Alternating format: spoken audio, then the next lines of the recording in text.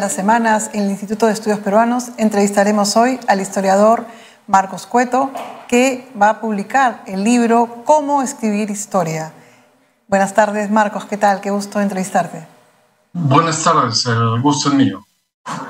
¿Por qué hacer un libro para enseñar a los historiadores a escribir historia? Es un tema, me imagino, también de escribir, que no estaban contando bien la historia de manera anquilosada y buscar una manera más próxima. Cuéntanos un poquito la historia detrás de esta historia.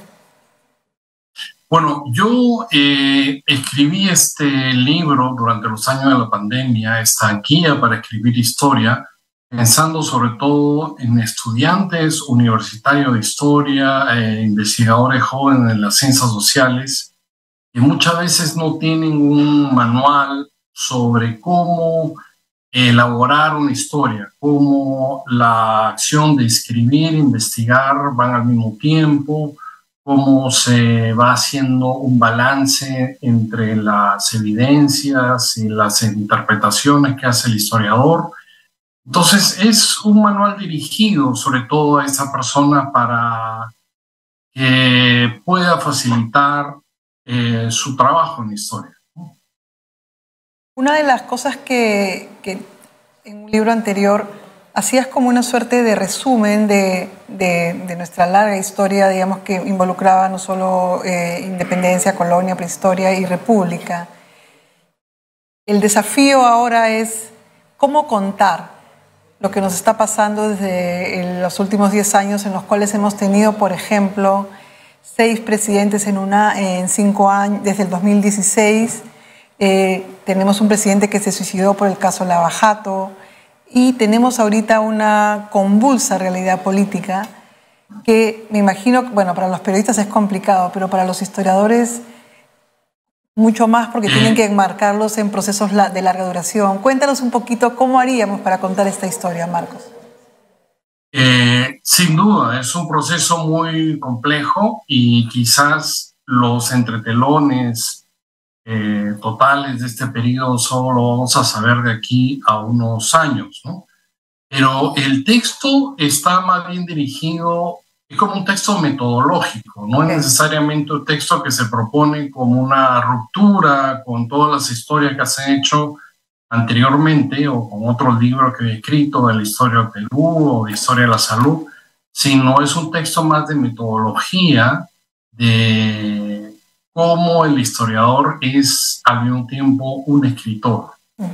Por supuesto, un testigo de la época en que vive y influenciado por la época en que vive son los temas que puede investigar, pero que puede encontrar luces para entender el presente en el pasado colonial, en el siglo XIX, en el siglo XX, en una historia del Perú que, como tú sugieres, más que una línea de progreso, sugiere una repetición de problemas y un círculo vicioso entre la pobreza y la corrupción.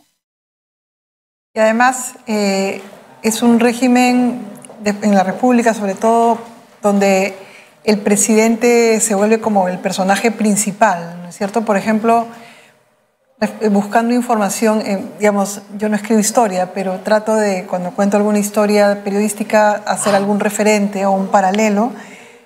Cuando detienen al último presidente, llega a Alejandro Toledo, llegamos y tenemos a Augusto B. Leguía, que sí ha sido nuestro primer presidente detenido, ¿no es cierto? Digamos, claro. Entonces, en términos de metodología, es buscar referentes y buscar como sucesos que sean paralelos a lo que está pasando. ¿Qué otras cosas les podría sugerir a los estudiantes de historia que quieren escribir historia, Marcos?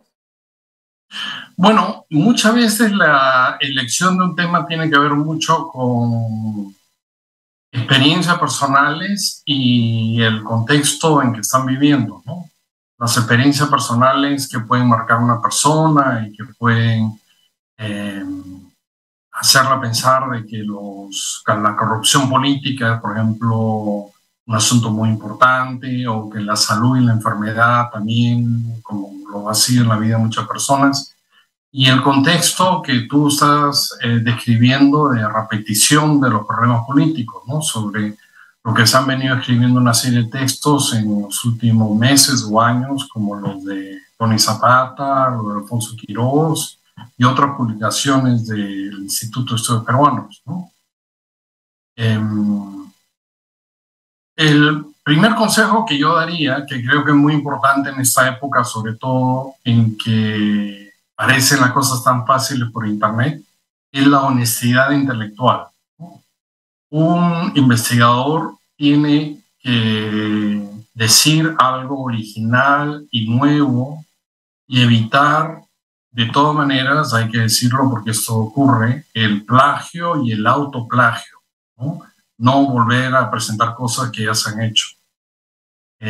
Un segundo consejo que podría dar a las personas que escriben historia es tratar de agotar la lectura de todo lo que se haya publicado sobre el tema que le interesa, ¿no? Y sobre esa base tratar de decir algo nuevo, algo verdadero. Esa palabra puede estar muy cuestionada hoy en día, en que parece que la verdad no fuese tan trascendente, pero creo que es un deber de los académicos y los científicos en general reivindicar la importancia de la verdad conseguida en la investigación. Y finalmente un consejo que daría a los jóvenes historiadores es la claridad. La claridad no es enemiga de la profundidad de análisis. Se puede explicar una cosa con un análisis complejo y profundo, y hay lectores que van a sentirse atraídos a ese tipo de análisis. Cuéntanos cuándo lo presentan, quiénes lo presentan.